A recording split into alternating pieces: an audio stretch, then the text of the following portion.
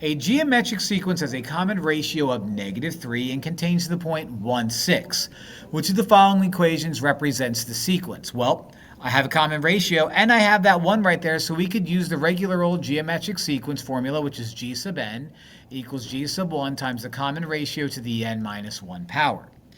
Okay, now I can do that because n is 1 right here, which means u are my first term. U are my common ratio.